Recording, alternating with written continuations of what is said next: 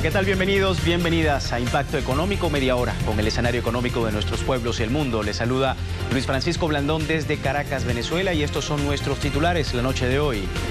Ecuador sella el proceso de revisión jurídica de los resultados de la negociación comercial con la Unión Europea.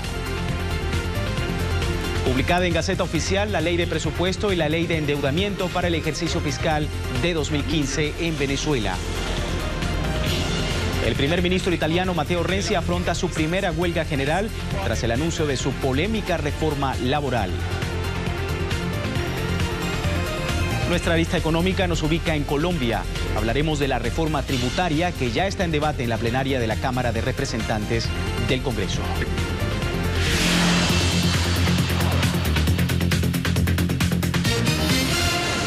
Comenzamos. En Ecuador se firmó un acta a través de la cual se sella el proceso de revisión jurídica de los resultados de la negociación comercial entre Ecuador y la Unión Europea.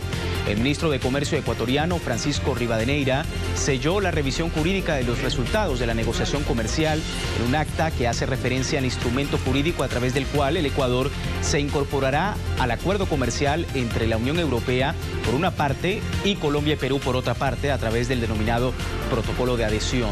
El protocolo contiene las precisiones, particularidades y tratamientos especiales que Ecuador negoció con la Unión Europea en función de la asimetría económica entre las partes.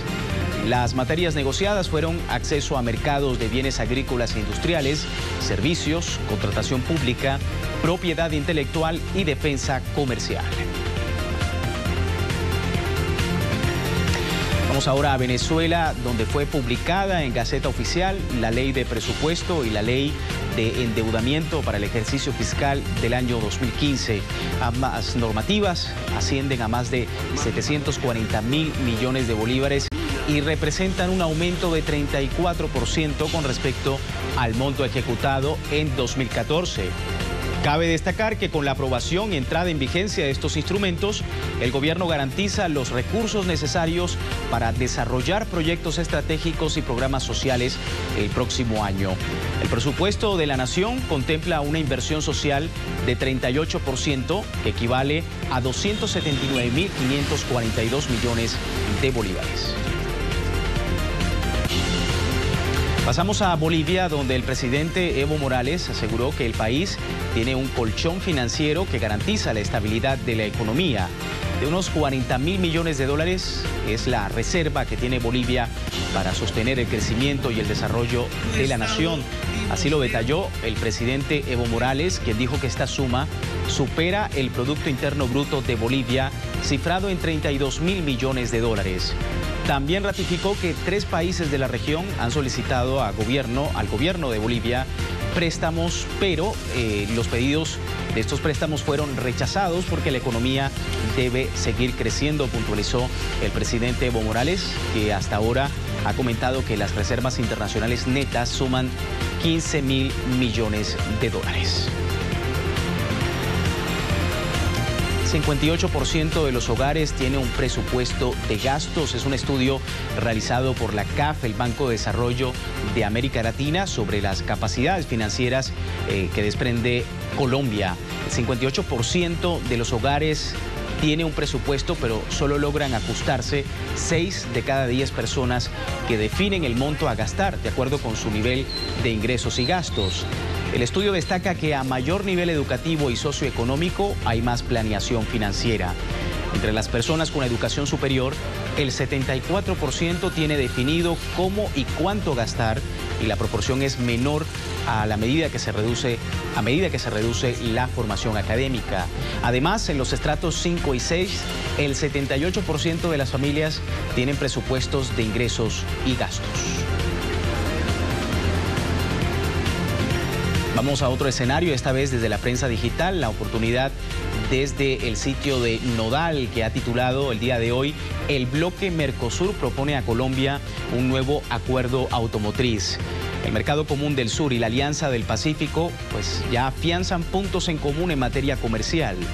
El Mercosur intercambiará con Colombia un plan para pactar cuotas de mercado en automóviles y autopartes.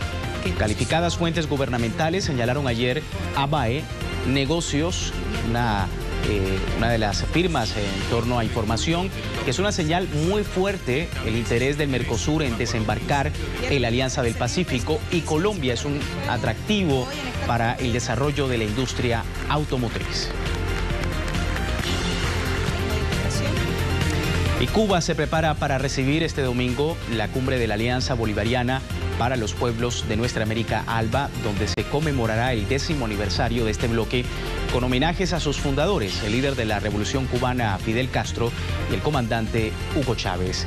En este encuentro, los líderes del ALBA van a trazar las estrategias para consolidar los objetivos del bloque en medio del proyecto común.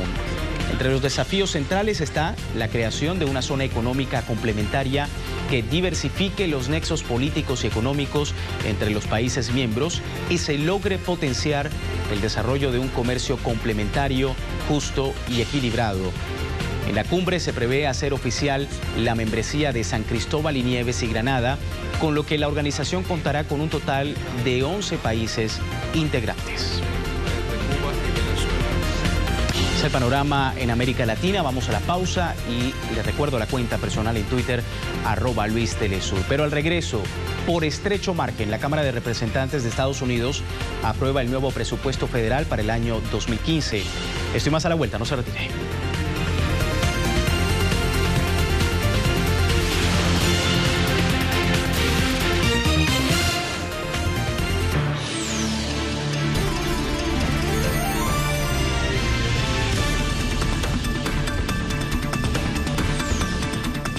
¿Pensando en comenzar tu negocio propio? Te ayudamos a materializar tus sueños, ofreciéndote el microcrédito que necesitas para adquirir tu local comercial o remodelación, compra de vehículos o equipos para el desarrollo de tu actividad productiva. Gracias al gobierno bolivariano, te financiamos hasta el 100% de lo que solicites según tu capacidad de pago, hasta 60 meses para pagar y periodos de gracia de hasta 6 meses.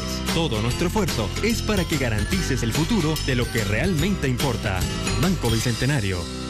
Hoy, en Cruce de Palabras, Ray Gómez entrevista a Stephen Vitoria, director estadounidense, activista en la lucha para disminuir el racismo, la segregación y el apartheid que se vive en los Estados Unidos. Cruce de Palabras.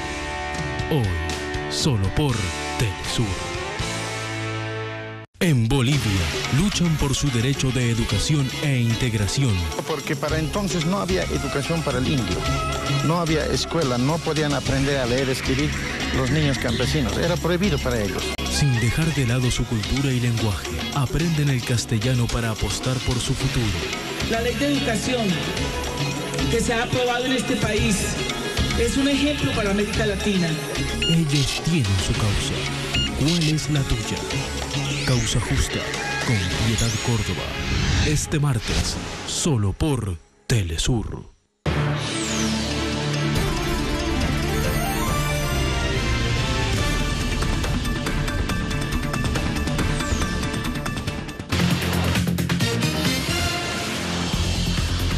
Con un estrecho margen, la Cámara de Representantes de Estados Unidos aprobó un paquete de 1,1 billones de dólares que financiaría la mayor parte de las operaciones del gobierno norteamericano para el próximo año fiscal, que va a extenderse hasta septiembre de 2015. Veamos. En una jornada maratónica se consiguió aprobar el presupuesto federal por un estrecho margen de 219 contra 206, donde los legisladores de ambos partidos buscaron evitar otro cierre administrativo como el de 2012. El proyecto de ley mantendría en funcionamiento la mayor parte del gobierno hasta fines de septiembre de 2015, pero solo financiará el Departamento de Seguridad Nacional hasta el próximo febrero, cuando los republicanos esperan aprobar nuevas restricciones para tratar de frenar las acciones ejecutivas sobre inmigración adoptadas por la Casa Blanca. Esta es una propuesta de compromiso en méritos y apoyo de ambos partidos en el Capitolio. Y espero que llegue al escritorio del presidente en los próximos días para proceder a su firma. La ley deberá ser aprobada ahora por el Senado, donde la mayoría es del Partido Demócrata. Esta sesión en la Cámara Baja puso de manifiesto la falta de conexión entre la Casa Blanca y los demócratas del Congreso, que obligó a última hora a Obama y su vicepresidente Joseph Biden a presionar a sus partidarios para que respaldaran el proyecto de ley de presupuesto. Vamos a establecer un contacto desde Washington con nuestro compañero Jorge Gestoso en torno a la aprobación de este presupuesto federal. He estado atento a este escenario. Jorge, adelante. Muchísimas gracias. Dos aspectos han generado polémica dentro de republicanos y demócratas. Uno, la aprobación de fondos para ataques aéreos a Irak y Siria para oficialmente atacar al Estado Islámico. La gran duda dentro de los escépticos es que en realidad también se quiere derrocar al régimen de Bashar al-Assad en Siria, lo que se ha intentado a través de 3 años tratando de financiar, entre comillas, la oposición siria. El otro aspecto es que, por ejemplo, la líder de la minoría de la Cámara de Representantes, Nancy Pelosi, estaba muy desencantada con el presidente Obama, ya que Obama les pidió a los demócratas que apoyaran precisamente esta versión del presupuesto, dado que solo financia fondos para Homeland Security, es decir, el Departamento de Seguridad Interior, hasta febrero, y eso podría afectar cuando tome la mayoría del Senado los republicanos, podría cambiar esa acción ejecutiva que realizó el presidente Obama sobre el tema migratorio, que les podría dar a casi 5 millones de personas que no tienen sus papeles migratorios en regla la posibilidad de trabajar adentro de los Estados Unidos. Básicamente lo que se espera es que el sector más radical dentro de los republicanos, es decir, el Tea Party, o cambie o reforme o elimine esa posibilidad, esa propuesta del presidente Obama, y entiende entonces Nancy Pelosi que eso sería un retroceso muy importante para la agenda demócrata. Regresamos con ustedes a estudios. Jorge, muchísimas gracias. Jorge Gestoso desde Washington sobre este presupuesto federal para el 2015 en Estados Unidos. Vamos ahora a otro escenario. Tras el anuncio de sus reformas económicas, entre ellas la laboral, el primer ministro italiano Matteo Renzi afronta su primera huelga general, convocada este viernes por principales sindicatos de Italia y movilizaciones en la mayoría de las ciudades del país. Los manifestantes mostraron su rechazo a las políticas del gobierno de Renzi. El premier italiano ha prometido impulsar las reformas de la recesiva economía italiana, que se encamina a su tercer año consecutivo de contracción. Las críticas se dirigen especialmente a la modificación que contempla este proyecto sobre el artículo 18 del Estatuto de los Trabajadores, que protege a los profesionales de empresas con más de 15 empleados contra los despidos improcedentes. Queremos tener un trabajo y no se puede crear puestos de trabajo mediante la reducción de los derechos de los trabajadores. Queremos la aplicación del artículo 3, que garantiza la igualdad de derechos para todos. Queremos el artículo 18, porque los empleos no se crean si este artículo es revocado. Queremos reclamar nuestros derechos. Queremos la democracia, algo que nos están robando, junto con la dignidad del pueblo italiano y de los trabajadores. Con el desempleo en niveles récord y un desempleo juvenil que supera el 40%, los sindicatos dicen que el peso de las reformas y los recortes de gasto se están colocando injustamente sobre los trabajadores y que no revivirá el crecimiento. Desde Alemania se presiona a Roma para que atienda los objetivos de déficit y deuda en la Unión Europea, acciones que inclinan la balanza para que Italia continúe por su camino neoliberal de recortes sociales. Y las reformas de Renzi son una evidencia de esta situación, que ya refuerza el descontento en la población. Es una problemática que se torna insoportable para la inmensa mayoría de los italianos que han anunciado en esta jornada llevar sus propuestas de movilización a otros países europeos. Mientras esto sucede, analistas como Manlio Dinucci nos profundiza en algunas de las causas que ha llevado esta crisis. A él le consultábamos cuáles son las razones por las cuales se llevó a cabo esta huelga general y esto nos decía. Millones de trabajadores bajaron a la calle en ocasión de esta huelga general, manifestándose en contra del llamado Job Act, una ley del gobierno que otorga a las empresas más poderes para despedir a los trabajadores. Al fondo de esa movilización están las condiciones sociales italianas. Hay 7 millones de personas que quisieran trabajar y que no encuentran un empleo. Sin contar las muchísimas personas que sí tienen un empleo, pero es con contrato a tiempo determinado. 2 de cada 10 trabajadores. Además, hay un alto porcentaje de personas que se encuentran en condiciones de pobreza.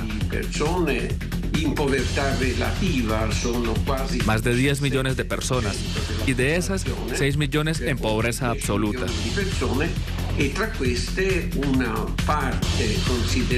Esas son las razones que llevan a millones de personas a la calle. Queste sono, le motivazioni che spingono milioni di lavoratori in piazza. Bueno, Manlio Dinucci también nos comentaba sobre esta reforma laboral en torno a la generación de empleos en una encrucijada que no es posible debido a la situación en la que se encuentra hoy en día Europa. Esto decía. La reforma del lavoro. Lo que oficialmente prevé la reforma es un aumento en el número de empleos. Pero dicho aumento no es posible en estas condiciones. Aun si el gobierno tuviera la realidad voluntad de mejorar el mercado laboral del país,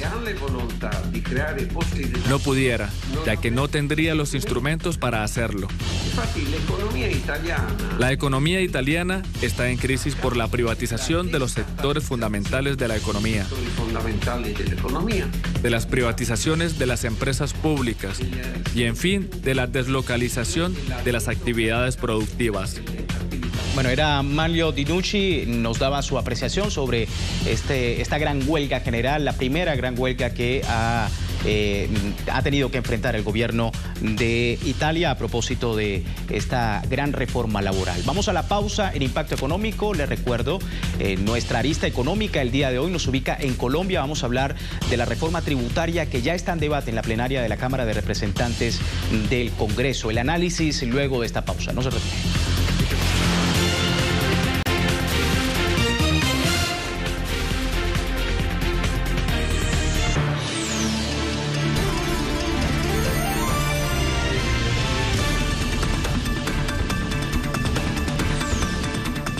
Rod Stars, G1 and Claudia de la Cruz are Rebel Diaz, hip-hop activists positioned within a history of political resistance through music.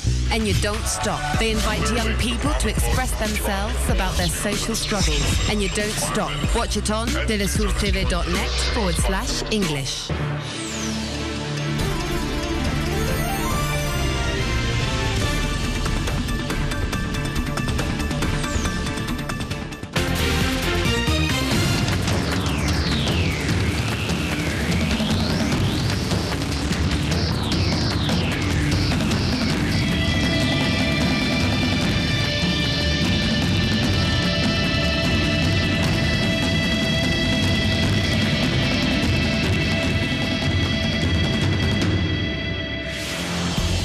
El presidente de Colombia, Juan Manuel Santos, defendió esta semana su proyecto de reforma tributaria que ya está en debate en la plenaria de la Cámara de Representantes del Congreso.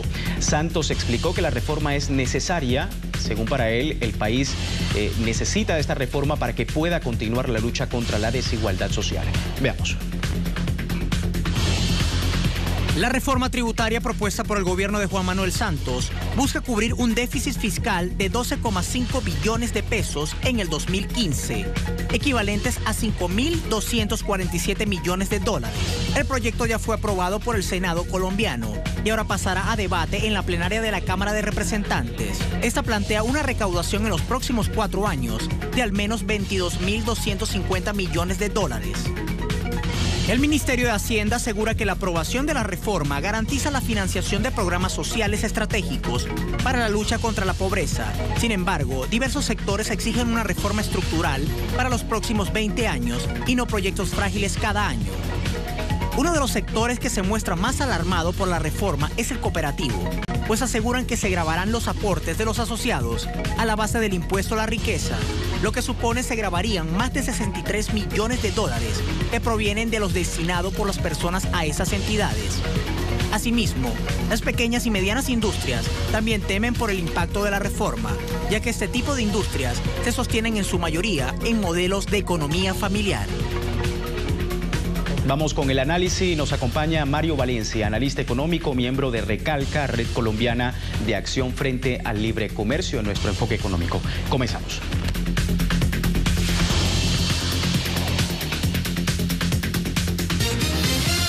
Mario, ya lo tenemos en pantalla. Muchísimas gracias nuevamente por su tiempo con la audiencia latinoamericana. Muy buenas tardes, muchas gracias a usted y un saludo a todos sus televidentes. Bien, Mario, ¿reforma tributaria o parche fiscal para el déficit que afronta el país? ¿Usted qué opina?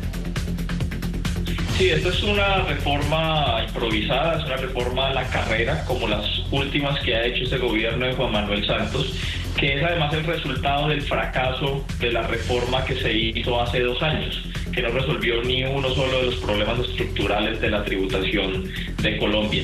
Y esta reforma se hace porque es evidente que hay un déficit fiscal, pero además porque la situación económica del país es dramática. Los precios del petróleo cayendo, no encontramos más petróleo, la producción agrícola e industrial se encuentra muy mal, y a eso se le suma la ratificación e implementación de tratados de libre comercio que nos hacen perdedores con todos los países con los que firmamos estos acuerdos. Mario, por otro lado, y hablando precisamente del déficit, Colombia afronta un problema el año que viene porque el presupuesto general de la nación muestra que existe el déficit de 12,5 billones de pesos para cubrir los programas de inversión del próximo año, que ascienden a 46,2 billones, y muchos critican que el gobierno tome el camino fácil de cobrar más impuestos en vez de controlar la evasión, la ilusión, el contrabando y las exenciones injustificadas. ¿Cuál es su lectura en torno a esto? Sí, la lectura que hemos asumido incluso desde sectores académicos como la Red por la Justicia Tributaria en Colombia es que una reforma estructural de la tributación en el país debería considerar todos los huecos que tiene esa estructura que hace que no le cobren impuestos a los grandes capitales que operan en el país.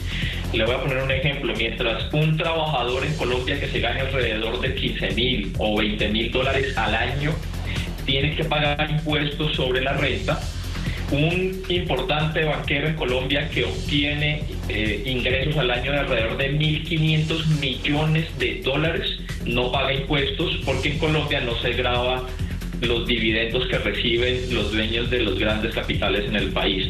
Y tampoco se está tocando los beneficios tributarios que le están costando a Colombia alrededor de 4.500 o 5.000 millones de dólares al año y que no están justificados de ninguna forma. Estos beneficios tributarios son beneficios que el Estado colombiano le da a los grandes capitales, le dice simplemente no me pague impuestos, pero no hay ninguna contribución en materia de desarrollo económico, de investigación, ni en generación de empleo. Entonces estos beneficios que no están justificados no se están tocando en esa reforma tributaria. Vamos a ver, Mario, si me permite, en contexto, parte de la propuesta de esta reforma tributaria presentada por el presidente Juan Manuel Santos en el siguiente gráfico. Vamos a ver. Cediendo a las exigencias de empresarios de los principales gremios del país, que se opusieron a una versión inicial de la reforma que establecía un impuesto más alto para los más ricos, la reforma tributaria presentada por Santos crea el impuesto a la riqueza para quienes posean patrimonios superiores a $419.800. Este gravamen tendrá una tarifa máxima de 1,15% en 2015, 1% en 2016 y 0,4% en 2017, para luego desaparecer en el 2018.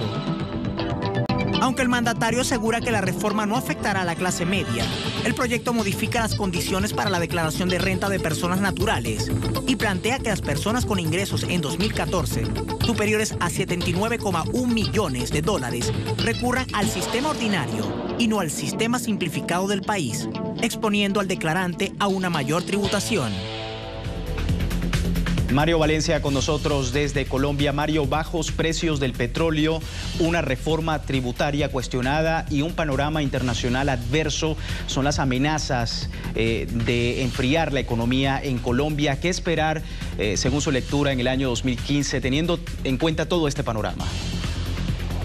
La situación realmente no es nada alentadora. Como le digo, los sectores productivos en Colombia vienen perdiendo sistemáticamente año tras año. No crece la industria, no crece la agricultura. Cada vez más los colombianos tenemos que importar más las mercancías de los bienes que necesitamos, tanto en alimentos como, por ejemplo, en vestuario, en bienes electrónicos, en computación, y con un dólar cada vez más caro, pues es apenas evidente que esas compras que tenemos que hacer los colombianos del extranjero se van a encarecer, vamos a poder acceder cada vez menos a esos productos, pero con el agravante de que en Colombia ya no estamos produciendo una buena parte de las necesidades de los bienes básicos que necesitamos los colombianos. Y a eso se le suma que tenemos una expectativa de reservas de petróleo para 6 años, que los precios están cayendo, pues es apenas evidente que el déficit fiscal no es el que está diciendo el gobierno, no son los 6.000 millones de dólares que dice el gobierno que es, sino que podría ser mucho mayor, podría ser de alrededor de 10.000 millones de dólares el déficit solo para el año 2015. Mario, se nos termina el tiempo. Muchísimas gracias por su tiempo con nosotros. Muchas gracias, Luis, y a todos sus televidentes. Mario Valencia, economista, miembro de Recalca, Red Colombiana de Acción frente al Libre Comercio, y su lectura sobre la reforma tributaria en Colombia. Así finalizamos. Les recuerdo impactoeconómico@telesurtv.net para sugerencias y opiniones sobre nuestro sistema informativo aquí en Telesur. En nombre de todo el equipo se despide Luis Francisco Blandón y será hasta la próxima semana. Hasta luego.